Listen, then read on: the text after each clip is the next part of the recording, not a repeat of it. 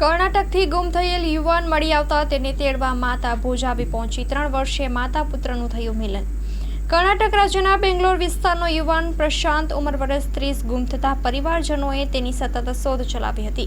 પરિવારજનો ખૂબ જ ચિંતિત બન્યા હતા। આખરે તે રખડતો ભટકતો સુરતના આશીર્વાદ માનવ મંદિર માનવ સેવા આશ્રમે પહોંચ્યો હતો।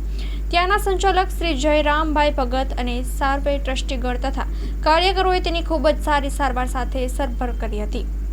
માનવ જ્યોતના સામાજિક કાર્યકર રીતુબેન વર્મા સુરત આશ્રમની મુલાકાતે ગયેલ ત્યારે આ યુવાનને સાથે ભુજ તેડી આવ્યા હતા। શ્રી રામદેવ સેવાશ્રમ પાલારા કચ્છ મધ્યે રાખી કર્ણાટક પોલીસની મદદ લઈ તેનું ઘર પરિવાર શોધી કાઢતા સમાચાર મળતા જ તેની માતા તથા તેનો ભાઈ તેને તેડવા ભુજ આવી પહોંચ્યા હતા। શ્રી રામદેવ સેવાશ્રમ પાલારા કચ્છ મધ્યે માતા પુત્ર અને ભાઈનું 3 વર્ષ પછી મિલન થતા ભાવુક દ્રશ્યો સર્જાયા હતા। સૌની આંખો અશ્રુભીની બની હતી।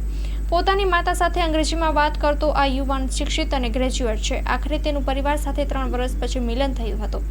માનવતાના આ કાર્યમાં પ્રબોધ મુનવર, આનંદ રાયસોને, દીપેશ શાહ, શંભુભાઈ જોશી, કનૈયાલાલ અબોટી, પંકજ કુરુવા, દિલીપ લોડાયા, દામજીભાઈ મૈશેરી, નરેન્દ્ર પાનપરિયા સહભાગી બન્યા હતા। Story report by Karan Vaghela, Bhuj.